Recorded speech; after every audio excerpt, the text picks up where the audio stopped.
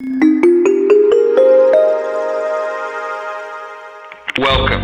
You're tuned into Life is a Sacred Journey. Every week, we bring a new perspective to aging and caregiving. Here is your host, Micheal Pope. Good morning, good afternoon, or good evening, wherever you are in the virtual neighborhood of Life is a Sacred Journey. I'm going to tone the light down on my wonderness this morning. There we go. Just a little. It's good to see you all. It's always good to show up and be up on a Friday morning at 8 a.m. And it's always good to have you all here at Life is a Sacred Journey. Our guest, Dr. Jennifer Carson, was going to be with us this morning. And yesterday, Felicia and I had the opportunity to speak with her, and she was unable to join us because she has a father that she is a caregiver for, and she yesterday morning, right at the time we were speaking with her, received a call from her brother, and she had to get on a flight to go and be with him. And so we lift her up this morning, and we look forward to having her among us at Life is a Sacred Journey, possibly later on this year, if not the beginning of 2022. So I am thankful. You get me, you get the Ponderings, and I want to lift up to you that I know from time to time my ponderings are a little heavy, and a part of that complication in me is that I am a feeler. And so I walk the earth noticing everything. I notice the look in the eye of the person that's walking across when I'm at the red light. I notice everything. I'm a feeler. Those of you that know me well know that I ponder and feel things very, very deeply. And so that's, from time to time, you're going to get that energy from me because it is who I am. And I never mean to be an Eeyore in your day. I always want to come and ensure that you feel that like this is a safe place. And so I hug you all. If last week's podcast was a little heavy for you, and I hug you, but I hope that you take that information that was shared and know that we have something going on in our world that we all need to be present and accountable for in whatever way we can. Whether it's donations, volunteering, when there's legislation, voting for the right things, all of that. It doesn't mean that you have to be a warrior without a cause like me, because I don't have any one cause. It's humanity. Maybe that's it. My cause is the humanity. And I really was just telling Leon this morning that I'm at that stage in my life, and I've been at death's door 3 times in my life. I'm like a cat. I may have 7 lives left and I may not. But because of that, the trajectory of my life after those things have made me feel like I'm on a mission. I'm on a mission to not change the world, because I can't do that alone. That's what all of us together being better than we can be. But I can change me, and I can leave a footprint that's very gentle and one of love and grace and peace and hope and joy and all of that. So I love you, and thank you so much for joining us at Life is a Sacred Journey. Please subscribe. Wherever you are watching or hearing this podcast, please share it with other people so that we can build our community. And then I just, again, grateful to all of you who have been a part of Life is a Sacred Journey from its very beginnings, 9-10 years ago, when we were a 1-hour podcast. No, we were a 1-hour, what did they call them then? I don't even know. But we were on Blog Talk Radio, and it was an hour Friday at evening, 6 o'clock, and it was an hour. And many, many people who helped us to build that platform, NK from from Africa, and all the people, Ashton Applegate had joined us on that. platform. And so just thank you to all of you who have followed us from then, and then all of you who have joined us on this new platform that is Zoom and Facebook and all of that. So thank you so much. I'm so grateful to all of you. And let's get into it today. The first thing I want you to do, I decided, because I wasn't as prepared as I would be for Ponderings, because I even though I ponder all the time, but I thought of something this morning as I was getting ready to leave my house. I've told many of you on my mirror, I have affirmations everywhere. If you come to my office, there's affirmations everywhere. They're all around me because I believe in fueling the subconscious mind. And so the subconscious mind is always trying to look for information. And so I want it to have the best information that it can have. So one of the things that was on my mirror that I read them all, but sometimes I just glance at them, was this one. And it reads, "How beautiful it is to be alive." And this is on my mirror, and they're double-sided, so I flip them from time to time. But how beautiful it is to be alive. And you see the word alive is bold and it has an exclamation. So really how you're supposed to read this is how beautiful, and you see how it gets bigger, it is to be, and then alive, like that. Okay, that's how you're supposed to read it. So I want you, wherever you are right now. If you need to go to the mirror, that would be even good. Just turn up the volume on your laptop, your computer. Actually do that. That's really cool. Go to your mirror or find a mirror. Bring the laptop with you. Turn up the volume on your phone, on your computer. And I want you to look at yourself and say this in this way: how beautiful it is to be alive. Okay, are you ready? We're going to do it together at the count of 3. 1, 2, 3. How beautiful it is to be alive. Okay, do you need to do it again? Do you feel it now? Let's do it again. One more time. How beautiful it is to be alive. All right. Now, before you leave the mirror, I want you to look in the mirror and say, "I love you." And point to yourself. Ready? I love you. Okay. Now come on back. And I hope you feel better. I hope you feel really good. Because the one thing that I know about life is if we don't live it to the fullest, and if we don't start with ourselves, we can't impact anything. That's my major pondering for today. On the way in, I passed a bus, an AC Transit bus, and on the side of the bus, AC Transit has a campaign. It's "Do What You Love." Do what you love. So Alameda County Transit, banner across the buses in this area, Berkeley area. Do what you love. So let's talk about do what you love. That's my pondering topic for today. Are you doing what you love? Are we doing what we love? For the first time in the history of our capitalistic system, people are quitting their jobs by the millions. Some of these people were already on the brink of retiring and they just decided we're going to retire now. Some of them just decided, you know what, I'm not doing what I love. And since this pandemic has taught me that life is precious, I am going to quit this job and I'm going to go do what I love. Some of that has meant that people have had to move. We have a lot more people. A migration is happening across America right now and across the continent. You have people moving, expats moving out of the area to stretch those dollars so that they can live a higher quality of life at the end of life, right? At the end stages. And I hate to say the end of life because that's not the end of life.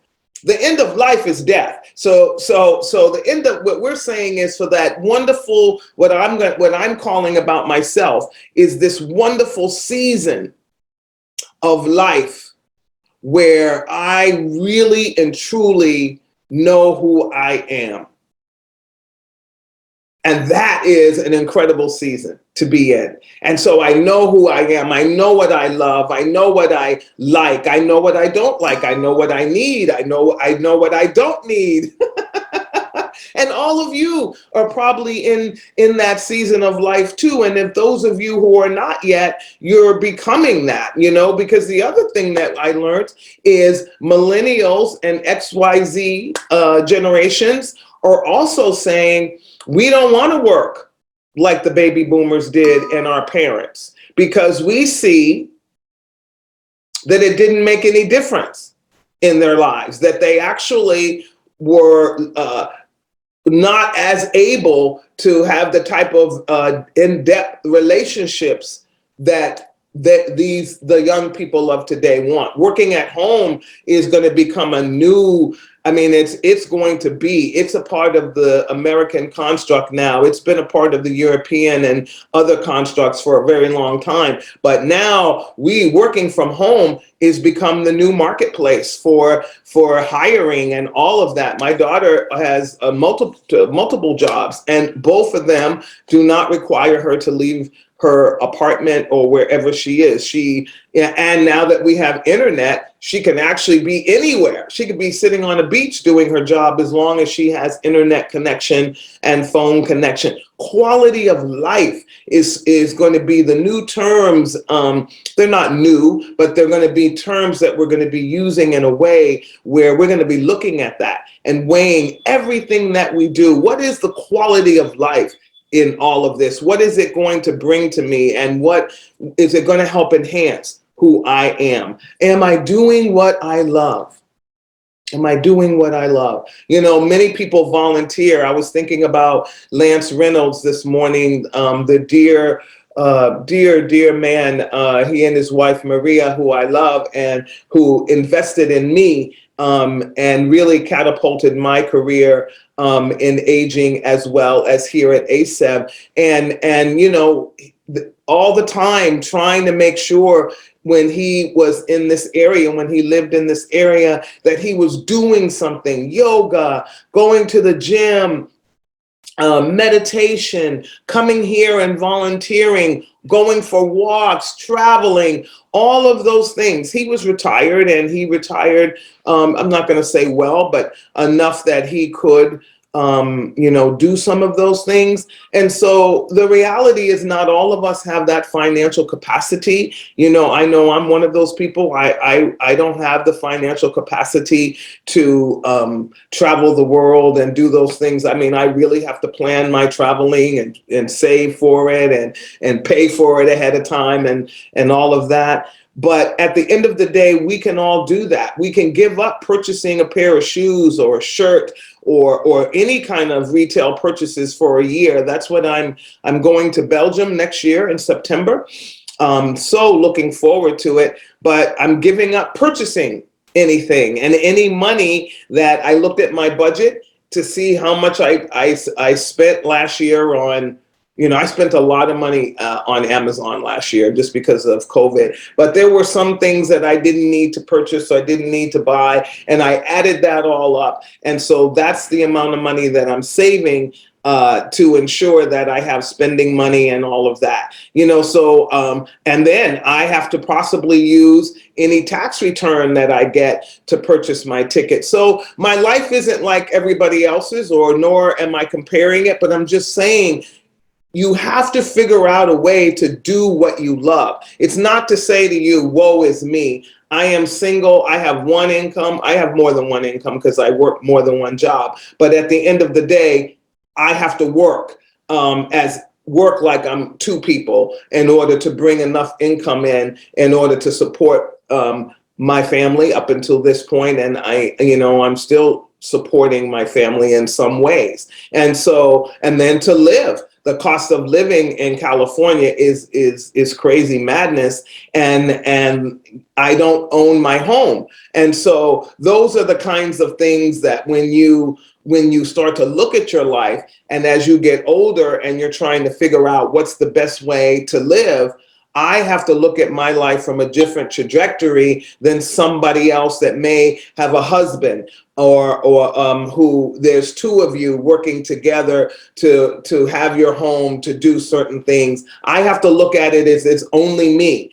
And I don't want to lean on my children, and I don't want to, I know they would do anything for me. I know that. I don't even have to question that. But that's not what this is not the ball game that I'm playing. That's not the team I'm on. So I'm trying to figure that all out now. What does that mean? Does that really mean building a tiny house? You all know I'm actually getting someone to come on to talk about the tiny house movement, because I dig it, because I could see myself traveling with a truck in the front of my tiny house and visiting all of you wherever you are in the virtual neighborhood until I get to the Atlantic Ocean, and then turning down and going down and to Panama. I could see me doing this and then coming all the way back to California at least once. I could see, I see it, I dream it. So it's probably going to happen because it's on my vision board, and we'll talk about vision boards another time. But those are the kinds of things. Dream. What is it that you would like to do in your life, and then plan for it and make it happen so that you will always feel like you have done something for you. Caregivers, I know how hard it is to get respite, especially now. Oh my gosh, during the pandemic, it's been so hard to get respite. But to get respite means reaching out to a family member, reaching out to somebody that you trust, or that's a part of the plan. You're saving for that respite weekend, or that respite week, or 2 weeks, or month. That's a part of the budget for whatever that thing is that you're doing for you. So you have to sit down with pen and paper and do what matters first. Thank you, my friend Rob. And you have to, and Steve, and you have to be able to plan it out so that when the days come to an end, when you can't do these things anymore, you're not having regret, and you're blaming your status in life for your inability to live out your dreams. Living out your dreams are why you are here. The purpose-driven life, that's a book, but the purpose-driven life means knowing your purpose, identifying it, and then being driven by it in a way where there are no barriers. Money is not a barrier. Money is absolutely, this is what happened to me about money. When oh my gosh, over 20 something years ago, when I got divorced, I was at the heyday of my economic prowess. Okay, I was making a lot of money prior to coming to ASAP, and I was like a pack rat, and I put that money away. I had money squirreled away, and I had worked for a company, Putnam Financial Management, back in Boston, and I learned a lot about how to invest money and all of that. So I squirreled it away in very low risk stuff, just squirreled it away, mostly bank, savings accounts, things like that. Okay.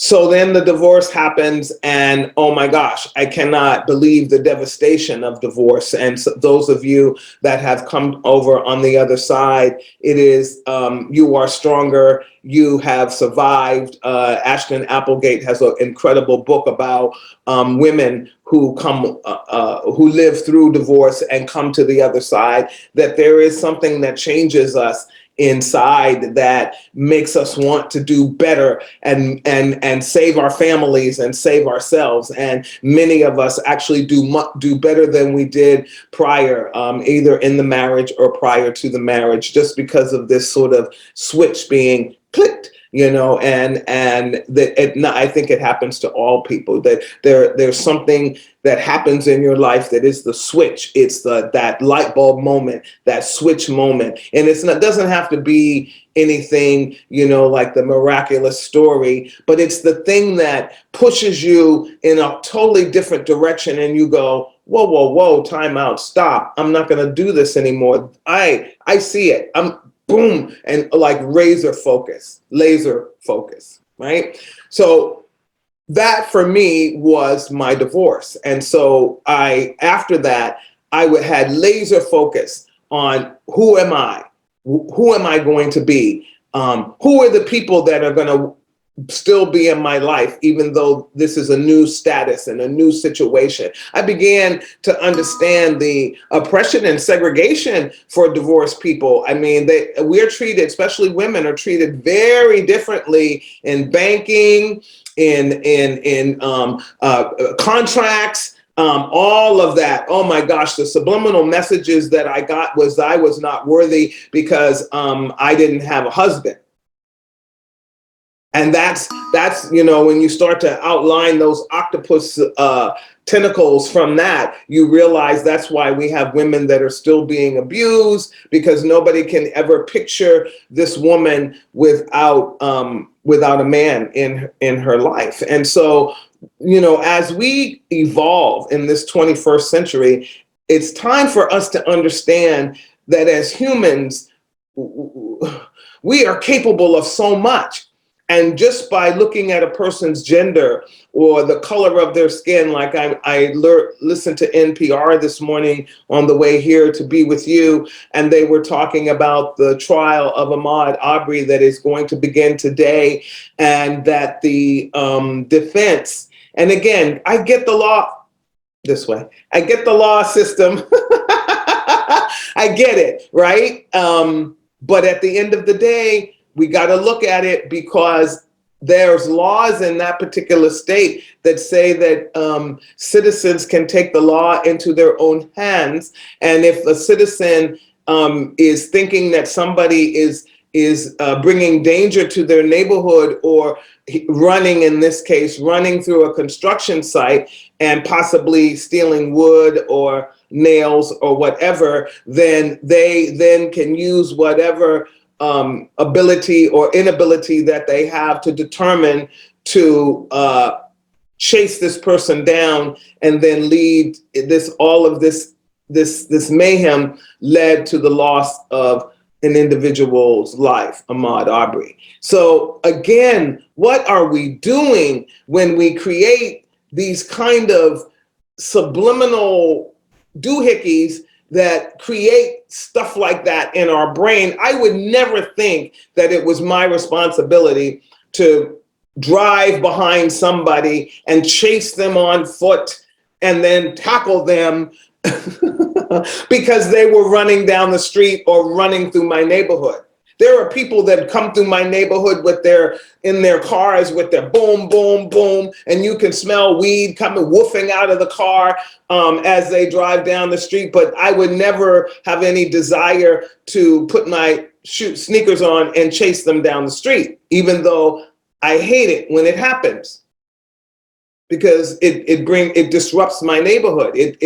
I live in a very quiet neighborhood, so when it happens, it's a disruption. But I'm not running to the window looking for a license plate number. I'm not doing all that helter-skelter stuff. I'm not doing that. So again, it's because I think to myself, how beautiful it is to be alive still.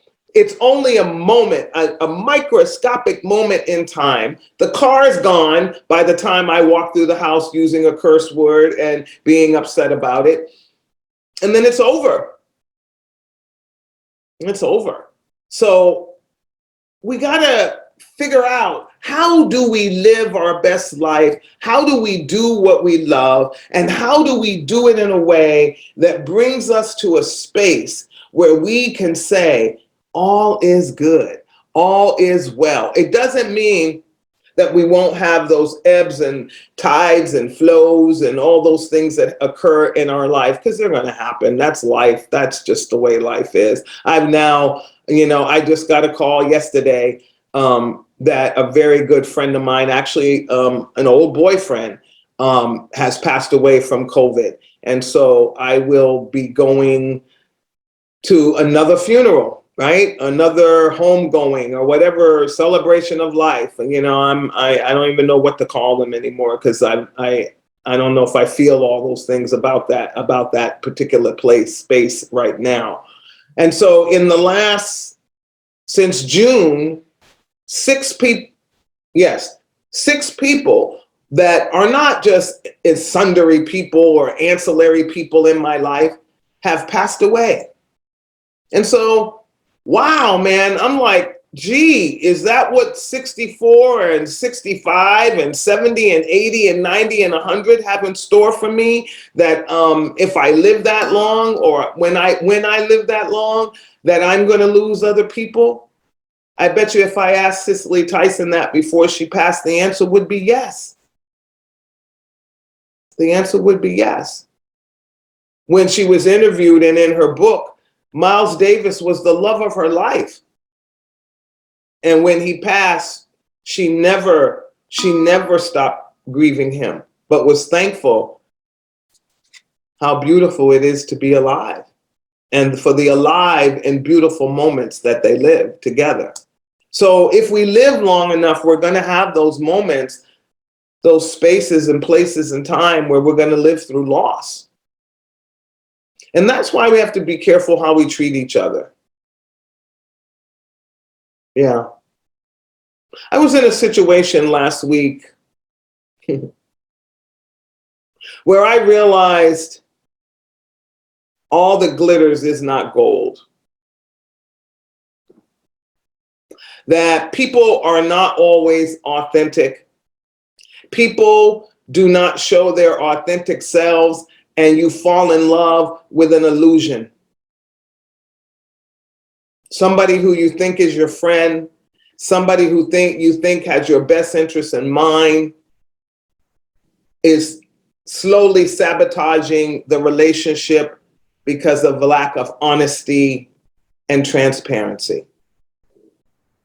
And I finally visioned it. I finally saw it, not in just one person, but in about 4 people. And when I looked across the landscape at those 4 faces among many other faces, I realized the love that I gave them and that I still have for them was not a waste. Because I've learned something more about myself in my relationship with those individuals. I was just telling Leon this morning. But I will never trust them in the way that, with my heart, in the way that I have in the past. I will continue to work very closely with them. I will continue to be in ministry with them. I will continue to make a difference in the world with them.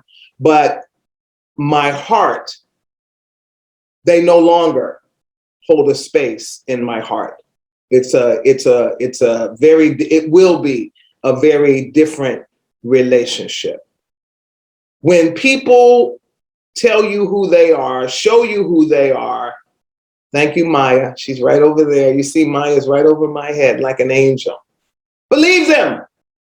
Don't try to say, but they would have, could have, they didn't mean it. They meant it. We got to stop making excuses, not only for our own behavior, but for the behavior of others. If you are a grown-up, I don't care what your circumstances have or have been, you know right from wrong. You know what wrong is, and you know what right is. You know what inflicting pain is, and you know what not inflicting pain is. And you know what power is, and when you use it to oppress another person in word or deed. We know these things, but yet we still do it. I've done it myself from time to time in my life, and I constantly have to revisit and go, stop it, stop it. This is not about you. Stop doing this. Owning your own power does not mean using it to inflict harm upon someone else or to show your intellectual prowess or whatever. I don't have to show anybody anything. It just comes out of me. People tell me who I am more than I tell people who I am. And that's how it's supposed to be. It's supposed to be that all the time. And so today's pondering is more a hodgepodge of, how do you live your best life? Are you doing what you like and what you love? Are you taking time for relationships that matter?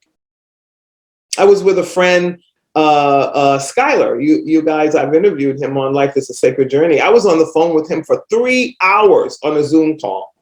3 hours. Yes, we did some business because we're going to be doing some things together through Micheal Pope Productions. But yeah, business, but 3 hours, you guys. And we went from our children to the snow that was falling out of his window in front of him, to the 2 guitars that were sitting to his left and right, to our love for the universe, for God. It was a round robin of conversation, and neither one of us tired. The only reason that conversation ended because we both had other meetings to go to, and then later realized that we had actually been speaking for 3 hours. That's agape. Agape means love. Agape means unconditional love. That's agape love. When you do that, when you're able to be with a person, Betty, I had a conversation with Betty a couple of weeks ago about a situation that we're working through, and together, she and I, and just to hear her voice, was amazing. Yesterday evening in the afternoon, I'm working with 2 beautiful women up in the Grass Valley area on a presentation that I'll be doing in November up that way. We'll get you the link so that you can participate, because we'll be doing it through Zoom. And it was so good to see them. I love these 2 women. They are amazing women, and they have touched my soul now for, oh my God, I think a decade. And it was like we hadn't not been together. The last time we were together was for a slumber party at one of my sister's house, and we had a ball, just a ball. But I didn't want to end the Zoom call. I was so happy to see them because they give me a safe place. So be a safe place for somebody. Know that people need safe spaces. The National Suicide Prevention Lifeline is available 24 hours a day. Languages spoken, English, Spanish, those are the primary languages. The number is 1-800-273-8255. 1-800-273-8255. That's the National Suicide Prevention Hotline, 24/7. Do not. This is going to be my new thing in life. I am going to constantly remind you that your life matters, and that everything that you do has a ripple effect. And we do not want you to be not among us, because you still have great things to do. Today is a dark moment, or this second is a dark second, a dark day, a dark month. It could even be a dark year. I've been living in darkness since June 29th. I wear it well, but I'm living in darkness. I said to somebody the other day, I think it was a day ago. Oh, it was just a day ago. The only person that or persons, there's a couple of people that know this. Since June 29th, the only thing that I hear in my ears and in my head and in my heart is a full-on scream. Sister Teresa, that's who I told it to, and Nancy, Sister Nancy. Inside, I am screaming. It's like a howl for my sanity, for my focus, to stay focused on the things that are important, because life is beautiful and it's beautiful to be alive. And I'm grateful for everything I have. But know that there are people who walk among you that are the walking wounded. I'm one of them. I am wounded beyond recognition. And this is only the second time in my life that I've been wounded in that way. When I lost my son, my first child, that was the first time I felt this cloak of darkness on me. It went away, but I'm living in that space now, no matter what you see, no matter through the laughter. And so know that there are people that are walking with pain, and they're not always capable of being the best they can be. And that's why judgment has no place when you walk among the humanity, because what you see may not be real. Just like that old saying, all that glitters is not gold. It's veneer. It's half gold, but it's not gold. So therefore, it's not what you think. So today is one of those days that we have an opportunity to live our best life. Today is the day that we can look in the mirror and say, I love you, meaning to yourself. Because when we love ourselves, then we can lift out through the darkness and have moments of joy with people as we continue to lick our wounds, sometimes in silence, sometimes with nobody knowing, many times alone. But it's when we connect in that intersection, in that place called life, where it all matters. So I received an incredible, I've shared it now probably 50 trillion times with everybody that I've spoken to, because I love it. Hold on. Here it is. So this was sent to me, and I'm going to read this quote to you because it is now my quote. This is my quote. And it's a quote from Thomas Merton, Merton. So I want you to listen to these words, because when we were just talking in the beginning about doing what you love,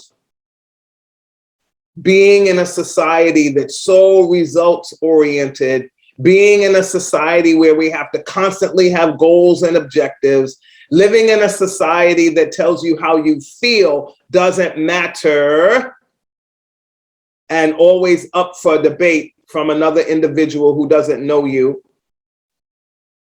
Hear these words.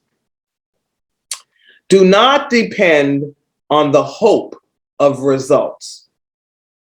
When you are doing the sort of work you have taken on, essentially an apostolic work, you may have to face the fact that your work will be apparently worthless and even achieve no result at all, if not perhaps results opposite to what you expect.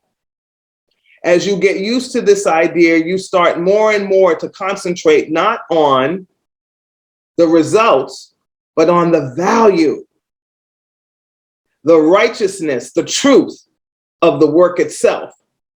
And there too, a great deal has to be gone through as gradually you struggle less and less for an idea and more for specific people. The range tends to narrow down, but it gets much more real. In the end, it is the reality of personal relationships that saves everything. In the end, it is the reality of personal relationships that saves everything. So I thank you for the personal relationship that we all have here at Life is the Sacred Journey. Thank you for going and being a Patreon sponsor. Thank you for hitting the subscribe button, the share button, letting people know about Life is the Sacred Journey. But know that this relationship is way more important than any goal, any result. We don't even have to plan results when we plan love. When we plan to be agape, a walking, unconditional love, unconditional forgiveness, Forgiveness does not mean, because I know you're going to go back to what I said earlier, I forgive those people, but I know how far to let them in now. Because they told me, as Sister Maya Angelou said, they told me who they were. And so it's not that I don't forgive them, but they don't deserve the level of love, trust, and loyalty that I had given and placed in those relationships. I need to roll it back a bit. Doesn't mean I don't love them, though. So as you go out into the world today, hug a tree, hug yourself, pet a dog, pet a cat. Go back to that mirror before you go out into the world with your mask on and tell yourself that you love yourself. And then see the sparkle in your eye after you do that. Don't be embarrassed. And go out and sparkle and shine for the rest of the world. I am Micheal Pope, and I'm the host of Life is a Sacred Journey. It's my honor to bear my truth to you every Friday. I am not trying to judge anybody. I'm just sharing my truth. The last thing I will say to you is I am so excited. Tomorrow morning at 6 a.m., I get to wrap my arms around my daughter, my mini me, the person who I love so much. And I can't wait. Can't wait to see you, Jade. All right, everybody. Have a great weekend. Be good to yourself. Know that everything that you do matters. Know that you share the world with everybody. And our footprint must be gentle and not a stomp. Be well to yourself. Peace.